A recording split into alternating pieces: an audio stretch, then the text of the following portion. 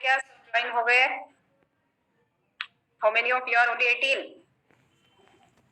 लवकर जॉइन करा सगळे लवकर. Seen the register stack. Okay, त्याच्या आधी जनरल रजिस्टर ऑर्गनायझेशन तुम्ही बघितलेलं आहे.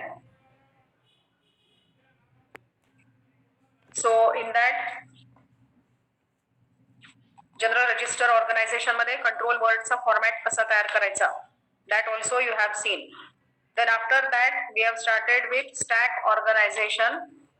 स्टॅक ऑर्गनायझेशन मध्ये दोन स्टॅक आहेत, एक रजिस्टर स्टॅक आहे आणि दुसरं मेमरी स्टॅक आहे. Okay, so this is the register stack.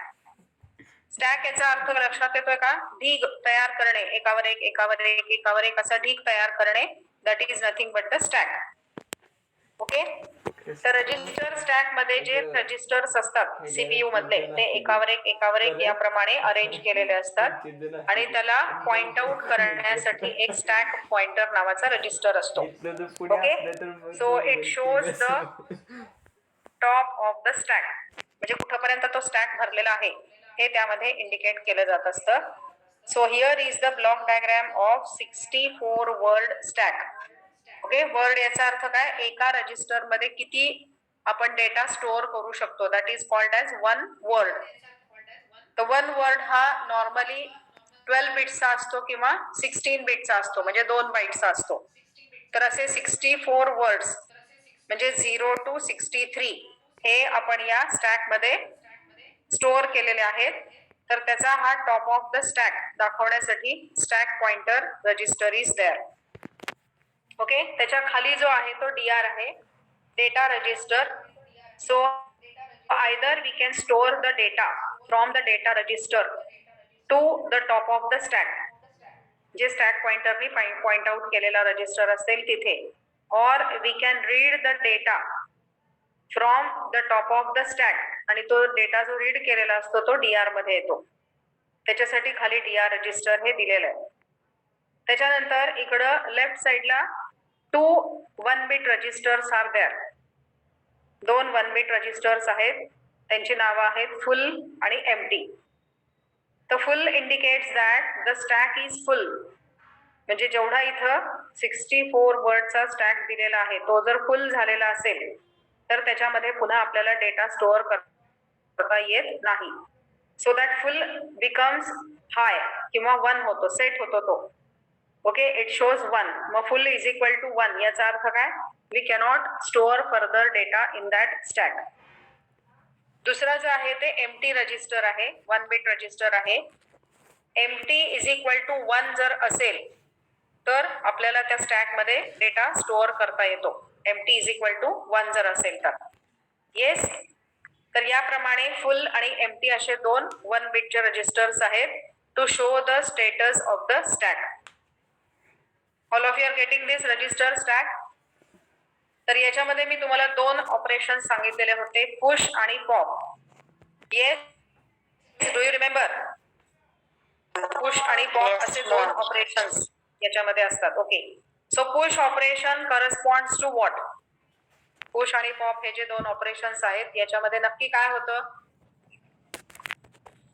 Push मध्ये डेटा स्टोअर होतो आणि पॉप मध्ये डेटा रीड होतो. Yes yes yes, very correct, very correct. Push operation मध्ये data we are writing on the top of the stack. Data आपल्याला store करता येतो top of the stack register मध्ये, आणि पॉप ऑपरेशन मध्ये we are data top of the stack. मग जो data आपल्याला स्टोअर करायचा आहे तो डीआर मध्ये येतो, आणि जो डेटा आपण रीड केलेला असेल that also comes in DR, म्हणून त्याचं नाव आहे डेटा रजिस्टर. तर हे पुश आणि पॉप ऑपरेशन साठी the sequence of operations, micro operations ज्या दिल्या जातात किंवा sequence of instructions, so that also you have scene last time. Again I will revise that, आणि मग आपण पुढच्या मेमरी स्टॅकला जाऊया. 2 स्टॅक आहेत, एक रजिस्टर स्टॅक आहे आणि दुसरा मेमरी स्टॅक आहे. ओके, तर पुश आणि पॉप ऑपरेशनचे sequence of micro operations we will see now. So for that I am sharing the next page with you.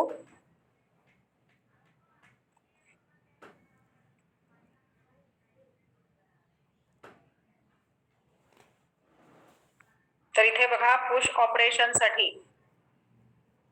SP is equal to SP plus 1 याचा अर्थ काय इन्क्रीमेंट द स्टॅक पॉइंटर जो stack pointer top of the stack दाखवलेला आहे तर आपण increment by 1 करतोय MSP is equal to DR याचं काय मीनिंग आहे right the contents of DR on the top of the stack कारण SP जो स्टॅक पॉइंटर दाखवलेला असतो तिथे ऑलरेडी काही डेटा असतो त्याच्यामुळे तिथे डायरेक्टली आपल्याला तो आधीचा डेटा काढून दुसरा नवीन डेटा नाही टाकता येत म्हणून पहिल्यांदा काय करायचं SP is equal to SP plus 1 म्हणजे स्टॅक पॉइंटर जो आहे तो बाय इन्क्रीमेंट बाय 1 करतो आपण then store the contents of DR register in the stack pointer म्हणजे जो टॉप ऑफ द स्टॅकला दाखवलेला असतो त्या रजिस्टर मध्ये that data from the DR we have to store right we have to there if SP is equal to 0 then full is equal to 1 check if the stack is full stack full आहे का नाही हे कसं check करायचंय फुल ह्या बिटची condition check करायची आहे SP is equal to 0 जर दाखवत असेल म्हणजे स्टॅक पॉइंटर त्याच्या पुढे जर इन्क्रीमेंट होऊ शकत नाहीये SP इज इक्वल टू 0 जर दाखवलेला असेल तर तो स्टॅक फुल झालेला आहे so full is equal to 1 okay so check if the stack is full empty is equal to 0 mark the stack is not empty okay empty जर 1 असेल तर तो stack empty असतो तर mark we have to say that empty is equal to 0 means mark the stack is not empty some data is there जो आपण आता store केलेला आहे okay so in this way we are performing the push operation ह्या particular register stack मध्ये दुसरं जे आहे ते pop operation we are reading the data from the top of the stack आणि तो रीड केलेला डेटा आहे तो DR मध्ये याच्यासाठी सिक्वेन्स ऑफ ऑपरेशन्स कसं आहे बघा DR is equal to M of SP means what read the data from the top of the stack we have to read the data from the top of the stack SP is equal to SP minus 1 decrement the stack pointer if SP is equal to 0 then empty is equal to 1 बरोबर SP is equal to SP minus 1 केलो आपण SP जर 0 झालं तर empty आहे म्हणजे जो stack आहे तो पूर्णपणे empty आहे so mark the stack not full that means full is equal to 0 stack हा full झालेला नाहीये okay so in this way the top data जो आहे तो रेड फ्रॉम द स्टॅक आणि तो स्टोअर होतो DR मध्ये so in this way the push and pop operation we can perform in the register stack okay register stack हे आपण मागच्या वेळेला घेतलेलं आहे त्याची ब्लॉक डायग्राम समजून घ्या आणि त्याच्या रिलेटेड पुश आणि pop operations okay now will go to another stack in the CPU that is the memory stack हे पण आपण स्टार्ट केलेलं होतं मला वाटतं हे पण घेतलेलं होतं okay will revise it again no any problem memory stack CPU organization शिकवायला मेमरी स्टॅक मध्ये 3 सेगमेंट्स असतात okay it is program counter then address register and stack pointer okay 3 segments मध्ये पूर्ण जी मेमरी आहे त्याचे प्रोग्राम डेटा आणि stack असे 3 segments मध्ये डिवाइड केलेला आहे पहिला जे आहे आता फॉर एक्झाम्पल इथं मेमरी किती ते किती कन्सिडर केलेली आहे बघा 1000 टू 4001 एवढे मेमरी लोकेशन्स आपण इथं कन्सिडर करतोय these are the addresses of the memory तर याच्यामध्ये 1000 to 2000 this segment works for storing the program instructions जे आहेत ते प्रोग्राम काउंटर हा तिथं सिक्वेन्स येतोय ओके त्याच्यानंतर दुसरा जो सेगमेंट आहे तो डेटा सेगमेंट याच्यामध्ये ऍड्रेस रजिस्टर तयार केलेले आहेत आणि त्याच्यासाठी सोबत काम करणारे जे रजिस्टर्स आहेत ते program counter address register stack pointer आणि खाली जो आहे तो DR that is the data register तर या 3 सेगमेंट्स मध्ये जेव्हा पूर्ण आपण मेमरी डिवाइड करत असतो नाही का म्हणलं ओके, तर कम्प्लीट ही मेमरी जी आहे it is divided into 3 segments, program, data and the stack. तर याच्यामध्ये प्रोग्राम काउंटर जो आहे it is pointing to the program किंवा कोड जो असतो सेगमेंट कोड, आणि त्याच्यामध्ये पीसी मध्ये काय असतं, it contains the address of the next instruction. अनेक इन्स्ट्रक्शन्स असतात त्या प्रोग्राम मधले, त्यातली कितवी इन्स्ट्रक्शन एक्झिक्यूट होतीये त्याचा ऍड्रेस हा पीसी मध्ये स्टोअर होत असतो. ऍड्रेस रजिस्टर जो आहे it is pointing to the data segment. Okay, कुठल्या ऍड्रेसचा डेटा हा चालू आहे किंवा कुठला डेटा हा सीपीयू ला चाललेला आहे. So it is indicated by the address register. आणि for the stack SP is the stack pointer register which indicates top of the stack. तर या पद्धतीने हे 3 रजिस्टर्स 3 सेगमेंटच्या सोबत काम करतात. Okay, yes, all of you are getting this. Stack जो आहे तो पूर्ण 3000 टू 4001 पर्यंत आहे. 2000 टू 3000 डेटा सेगमेंट आहे आणि 1000 टू 2000 हा प्रोग्राम सेगमेंट आहे. So in this way memory stack is also formed inside the CPU organization. Okay, so this also you have seen last time, register stack आणि memory stack. त्याच्यानंतर Polish notation. Okay, तर Polish notation हे सायंटिस्टच्या नावावरून दिलेलं आहे, Polish logician Jan लुकासविस. तर या सायंटिस्टनी जे काही नोटेशन दिलेलं आहे वेगवेगळ्या स्टॅक मध्ये, how that particular sequence of the instructions will be executed. Okay, so that is given as the Polish notation. तर फॉर एक्झाम्पल इथे एक एक्सप्रेशन कन्सिडर केलेलं आहे, z is equal to w plus 3 into x minus y. तर जेव्हा operator between the operands आपण लिहित असतो, नॉर्मली आपण या पद्धतीने लिहित असतो x प्लस और मायनस y. तर पोलिश नोटेशन मध्ये कसं लिहायचं, ऑपरेटर जो आहे तो पहिल्यांदा लिहायचा प्लस एक्स वाय, आणि रिव्हर्स पोलिश नोटेशन मध्ये it is x y plus. तर फॉर एक्झाम्पल इथं हे एक्सप्रेशन कन्सिडर केलेलं आहे, z is equal to w plus 3 into x minus y. तर याच्याप्रमाणे इथं पोलिश नोटेशन प्रमाणे बघा इथं कसं येते, ZW 3XY पहिल्यांदा मायनस, मग मल्टिप्लाय, मग प्लस, मग इक्वल टू. ऑपरेटर्स हे आपण सगळे नंतर घेतलेले आहेत रिव्हर्स पोलिश नोटेशन प्रमाणे.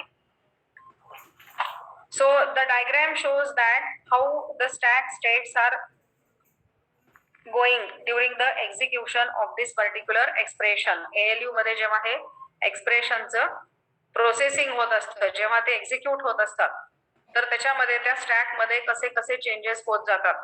So that is shown diagrammatically on the next page. तर त्याच्यावरून पोलिश नोटेशन जे आहे ते कसं वापरलं जातं that you can understand. So that diagram I am sharing with you.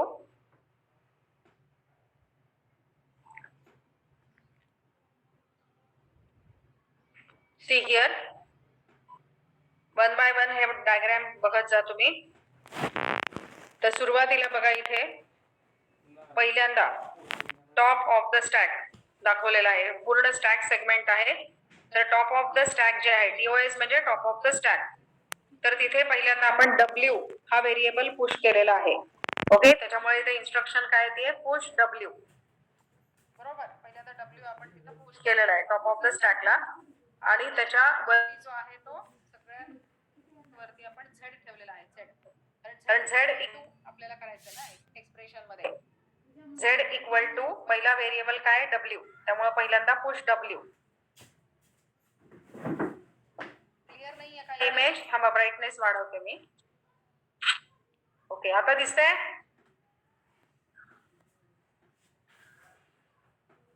Screen clear आहे का? Yes, all the students. Now the screen is clear. Yes आहे ना? ओके.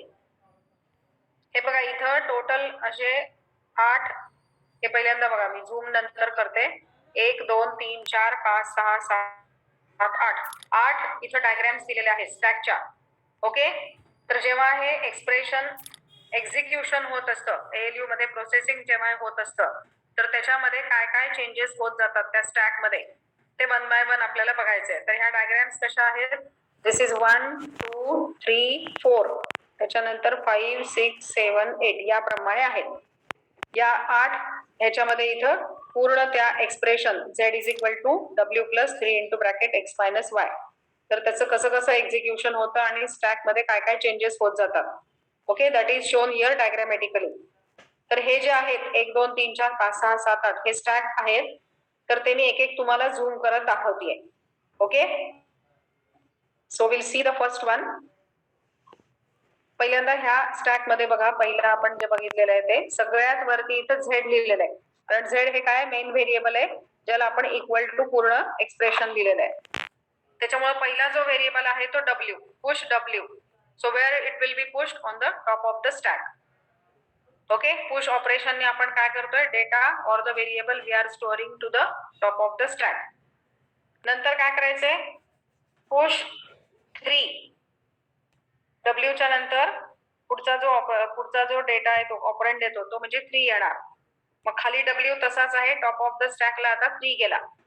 ओके, आपलं एक्सप्रेशन काय आहे, so I will write that expression here, so you will understand it clearly. Z is equal to काय, W plus 3 into bracket x minus y. तर त्याच्यासाठी Z इथं सगळ्यात वरती घेतलेला आहे. पहिल्यांदा W पुश केला, मग 3 पुश केला, मग त्याच्यानंतर पुढे बघा इथे x पुश केलेला आहे, W3x. ओके, 3 हा व्हेरिएबल पुश केलेला आहे. त्याच्यानंतर y म्हणजे पहिल्यांदा सगळे आपण काय घेतलेले आहेत, व्हेरिएबल्स किंवा ऑपरंड्स घेतलेले आहेत. आणि ऑपरेटर जे आहेत, ऑपरेटर म्हणजे प्लस मायनस इक्वल टू जे आहेत, ते आपण नंतर देत जाणार आहोत. त्यालाच पोलिश नोटेशन म्हणायचं. ओके, हे वरचे 4 कळाले का? Yes, all of your getting? Yes ma'am. तर पहिल्यांदा W, मग 3, मग x, मग y. हे झाले वरचे 4. त्याच्यानंतर आता खाली या इथे पहिल्यांदा काय करायचंय, सबट्रॅक्ट करायचंय, कारण x मायनस y मध्ये आपल्याला first we have to subtract. Okay, subtract साठी ते ऑपरेशन आपण दिलेलं आहे, x minus y on the top of the stack. Next multiply करायचंय आपल्याला, 3 into bracket x minus y. Multiplication operation इथं परफॉर्म करतोय. Next you have to add. Addition कशा कशाची करायची आहे, W plus 3 into bracket x minus y. आणि मग शेवटी काय करतोय आपण, Z ला हे सगळं इक्वेट करतोय. त्याच्यामुळे Z च्या ठिकाणी वरती W plus 3 into x minus Y. मग पॉप Z करायचं, कारण Z ला आपण हे सगळं इक्वल टू केलेलं आहे. त्याच्यामुळं आपल्याला Z ची व्हॅल्यू किती आलेली आहे ते फाइंड आउट करायचंय, so that result we want, so that we have to pop. मग त्याच्यामुळे ह्या ज्या इन्स्ट्रक्शन्स आहेत त्या कशा कशा येतील, push W, push 3, push x, push y. त्याच्यानंतर सांगायचं आपल्याला सबट्रॅक्ट, मग मल्टिप्लाय, मग ऍड आणि मग शेवटी pop Z. Yes, all of you are getting this operation? टाकताना तू तारीख बीट टाकत नाही त्यासोबत. Yes ma'am. हा, तर हे एखाद्या एक्सप्रेशनच्या साठी त्या स्टॅक मध्ये जसं जसं आपण इन्स्ट्रक्शन्स देत जातो तसं तसं त्याच्यामध्ये काय काय चेंजेस होत जातात हे या डायग्राम वरून तुम्हाला लक्षात येतं. मग याच्यामध्ये आपण काय केलेलं आहे, पहिल्यांदा व्हेरिएबल्स किंवा ऑपरंड्स ज्याच्यावरती ऑपरेशन परफॉर्म केलं जातं ते सगळ्यात पहिल्यांदा दिलेले आहेत. And then we are giving the operators, addition आहे का सबट्रॅक्शन आहे का मल्टिप्लिकेशन आहे, so that we are giving afterwards. Operator नंतर देतोय आपण.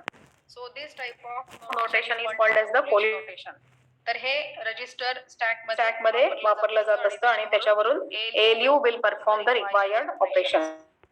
Okay, so for example you have to take this particular expression and you can understand this very well. दुसरे जरी कुठले तुम्ही एक्सप्रेशन्स घेतले तरी it will be following that same rule for Polish notation.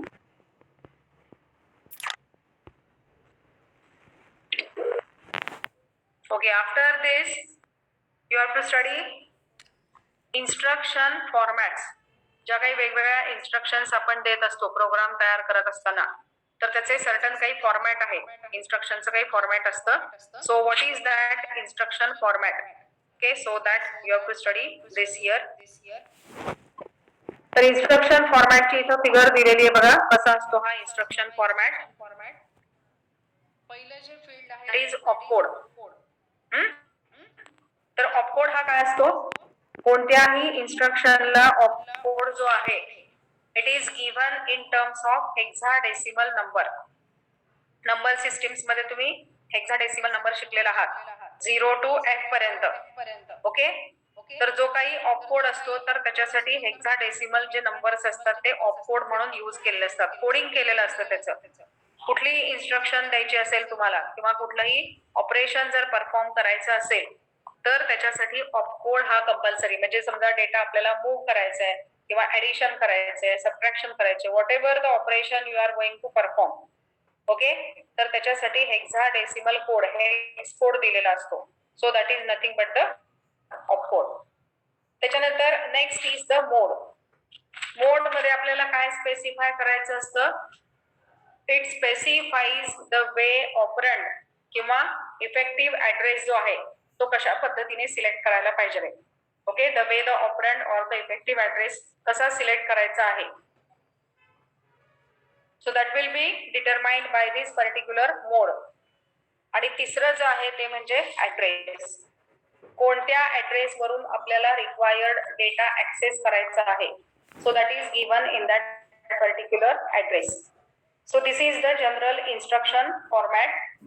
आणि वेगवेगळ्या जनरल रजिस्टर ऑर्गनायझेशन साठी, अक्युम्युलेटर साठी डिफरंट, त्याच्यानंतर स्टॅक ऑर्गनायझेशन साठी different instruction formats we have to follow. पण जनरली या पद्धतीने the instruction format is given opcode, mode आणि ऍड्रेस. ओके, ऑपकोड जो असतो इट स्पेसिफाईज व्हेरियस ऑपरेशन्स जसं की addition, subtraction and so on. Okay, त्यानंतर मोड जो आहे इट स्पेसिफाईज द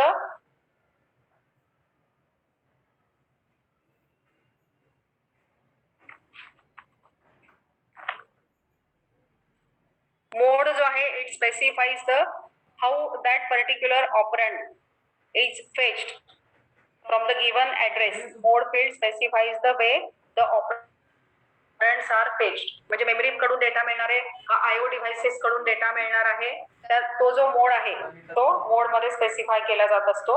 आणि नंतर डायरेक्टली ऍड्रेस जो आहे so that is given in this particular field. त्याच्यामुळे ऑपकोड, मोड आणि ऍड्रेस हे तिन्ही एखाद्या इन्स्ट्रक्शन मध्ये असायला पाहिजे. त्याचे काही एक्झाम्पल्स पण खाली दिलेले आहेत, त्याच्यावरून again you will get the clear idea. So this is the instruction format. Okay, त्याचं एक्सप्लेनेशन इथं नेक्स्ट पेज वरती पण दिलेलं आहे. आणि त्याच पुढे instruction format for accumulator organisation, for general register organisation आणि फॉर स्टॅक ऑर्गनायझेशन असं तिन्हींच्यासाठी हे इन्स्ट्रक्शन फॉर्मॅट्स दिलेले आहेत. Okay, so one by one we will see that. पहिल्यांदा हे समजलं का बघा जनरल इन्स्ट्रक्शन फॉर्मॅट काय आहे ते. Okay, so tell me one by one. Opcode, opcode कशासाठी देतो? ऑपकोड हे फील्ड काय सांगतं? Yes, anybody? ऑपकोड फील्ड वरून काय कळतं? It will specify the operation. Addition आहे का सबट्रॅक्शन आहे का मल्टिप्लिकेशन आहे का डिव्हिजन आहे, whatever the operation is it will be specified in the opcode. Are you getting this? Yes, all the student are you paying attention? हा, मग opcode मध्ये काय स्पेसिफाय करतो आपण? Operation. Which operation we have to perform that is specified in the opcode field. मोड मध्ये काय सांगतो? Operands आपल्याला, येस, ऑपरंड्स आपल्याला कशा पद्धतीने मिळवायचे आहेत. IO devices, input output devices कडून मिळवायचे का मेमरी कडनं मिळवायचे. ओके, रिक्वायर्ड जे ऑपरंड आहेत, रिक्वायर्ड जो डेटा आहे, how we are getting that is specified in the mode. आणि ऍड्रेस मध्ये काय असतं? ऑपरंडचा ऍड्रेस असतो. त्या ऍड्रेस वरचा डेटा तुम्हाला पाहिजे that is required for this operation. Yes, all of you are getting this. Yes, ma'am. This is the general instruction format. हे बघा इथं नेक्स्ट पेज वरती ह्याचं पूर्ण एक्सप्लेनेशन दिलेलंच आहे. Just go through that first. एक मिनिट, याचा फोटो नाही वाटतं इथे. Weight a minute.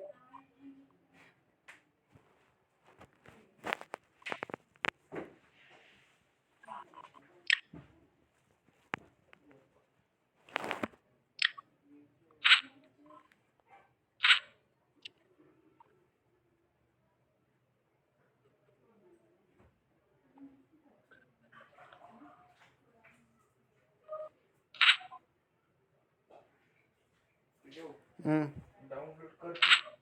हो, मी जेवतो तो रूम जायला. काय डाउनलोड करू?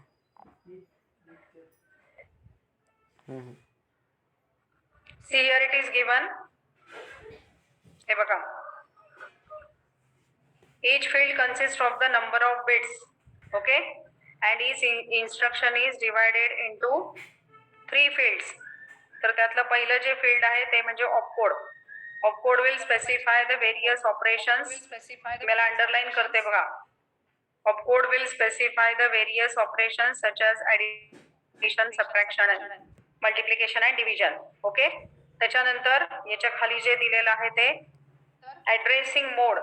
ऍड्रेसिंग मोड असतात वेगवेगळे. So it specifies the way for fetching the operands from the given address. Mode field specifies the way operands are fetched. How the operands we are getting for that particular operation. ते मोड मध्ये specify केलं जातं. ते बघा इथे आहे हे. Mode field specifies the way the operands are fetched. आणि त्याच्यानंतर next is the address field. So it will give the address of the operand required for that instruction. Okay. तर हे जे instruction formats आहेत याच्यामध्ये 3 टाइप्स येतात. See here 3 types of CPU organization आहेत. त्याच्यामुळे इथं 3 टाइपचे instruction formats येतात. First is accumulator organization, single accumulator organization. त्याच्यानंतर जनरल रजिस्टर ऑर्गनायझेशन जे तुम्ही ऑलरेडी बघितलेले आहे आणि stack organization. Okay. So related to that instruction format in accumulator organization. Okay. इथे दिसतंय हेडिंग सगळ्यांना. स्क्रीन क्लियर है का? हाँ. तो यहाँ पे एग्जाम्पल भी दिया है एक्यूमुलेटर बेस्ड सीपीयू ऑर्गेनाइजेशन, जो पहली डायग्राम स्टडी की थी आप लोगों ने. तर याच्यामध्ये फॉर एग्जांपल इथे एक इन्स्ट्रक्शन दिलेली आहे add x. Okay. Where x is the address of the operand. कोणत्या ऍड्रेस वरून आपल्याला तो डेटा घ्यायचा आहे. So that is add x. तर हे ऑपरेशन कसं परफॉर्म केलं जात असतं अक्युमुलेटर सोबत. मी तुम्हाला सांगितलं होतं अक्युमुलेटर बेस्ड ऑर्गनायझेशन मध्ये कुठलंही ऑपरेशन अक्युमुलेटर सोबतच परफॉर्म केलं जात असतं. Okay. So how this operation will be perform. Accumulator is equal to accumulator plus the contents of x address. mx याचा अर्थ काय. एक्स हा जो ऍड्रेस आहे, समजा एक्स हा ऍड्रेस आहे 2000 हा ऍड्रेस आहे. तिथला जो काही डेटा आहे that we have to add with the accumulator. एक डेटा आपण आधी ऑलरेडी स्टोअर करायला पाहिजे.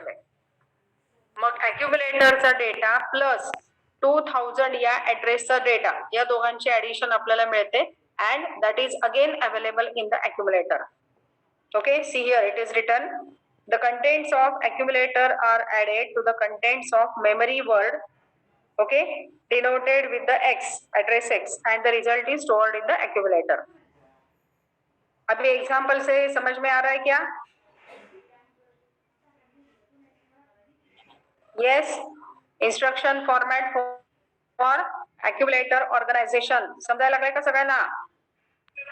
Yes, ma'am. हाँ. तो add x ये इंस्ट्रक्शन से क्या पता चलता है? Opcode is add. Okay. Then x is the address from where we are getting another data. एक डेटा कुठं असतो? अक्युमुलेटर मध्ये. त्यामुळे अक्युमुलेटरचे कंटेंट्स विथ एक्स ऍड्रेसचे कंटेंट्स हे ऍडिशन केल्यानंतर the result is stored in the accumulator. Okay, so this instruction format is for the accumulator organization. दुसरं एक इन्स्ट्रक्शन फॉर्मॅट इथे दिलेलं आहे फॉर रजिस्टर ऑर्गनायझेशन. त्याची पण तुम्ही जनरल रजिस्टर ऑर्गनायझेशन ते R1 to R7 दोन मल्टिप्लेक्सर ती डायग्राम होती बघा, ज्याच्यावरून आपण कंट्रोल वर्ड फॉर्मॅट काढलेला है. Yes, are you remembering that diagram? Yes ma'am. वो उसमें डिफरेंट रजिस्टर से हम डेटा ले सकते हैं. ओके, सो यहाँ पे एक एग्जाम्पल दिया है उसका भी. Add R1 R2. Okay, add R1, R2 ये इंस्ट्रक्शन है. एड R1 R2 R3 तीन दिलेले आहेत. तीन रजिस्टरचा डेटा आपल्याला R3 denoted as R1 is equal to R2 plus R3. Okay, add R1 R2 R3. तर R1 हा काय रिझल्टचा रजिस्टर आहे, R2 R3 हे काय डेटाचे रजिस्टर्स आहेत. तर हे कसं डिनोट करतो आपण? R1 is equal to R1 plus R2 किंवा R2 प्लस R3 जरी घेतला तरी चालेल. So in this case this instruction we are writing as add R1 R2 ही इंस्ट्रक्शन येते याच्यामध्ये. This is this one. Add R1 R2 register organisation साठी, म्हणजे रजिस्टर मधला जो डेटा आहे R2 चा डेटा R1 च्या सोबत ऍड केला जातो आणि रिझल्ट R1 मध्ये स्टोअर होतो. इथे अक्युमुलेटर नाही वापरत, वरती इथे अक्युमुलेटर वापरत होतो, आता इथे आपण रजिस्टर वापरतोय. Are you getting the difference?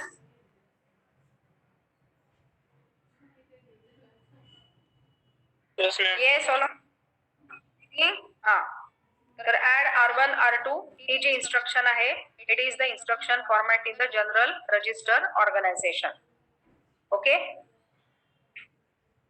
So this is for accumulator add X and this is for general register organization. Okay, the third is instruction format for the stack organization. So that is somewhat different. See that also. हे बघा, instruction format for the stack organization. तर याच्यामध्ये example दिलेलं आहे arithmetic operation साठी. X is equal to A into B plus C into C. एक example इथं दिलेलं आहे. The stack organization साठी addition of X plus Y. तर इथं जे व्हेरिएबल्स आहेत those are directly taken from the memory addresses. कारण इथं मेमरी मध्ये आपण तो स्टॅक सेगमेंट तयार केलेला असतो, त्याच्यामुळे मेमरी आणि रजिस्टर हे दोन वेगळे पार्ट्स आहेत. रजिस्टर ऑर्गनायझेशन मध्ये डेटा रजिस्टर मधनं घेतला जातो आणि स्टॅक ऑर्गनायझेशन मधनं डेटा मेमरी मधनं घेतला जात असतो, कारण मेमरी स्टॅक म्हणून वर्क होत असते त्या ठिकाणी. तर इथं X प्लस Y हे जर आपण ऑपरेशन कन्सिडर केलेलं असेल तर X हा व्हेरिएबल, Y हा व्हेरिएबल पहिल्यांदा आपल्याला टॉप ऑफ द स्टॅक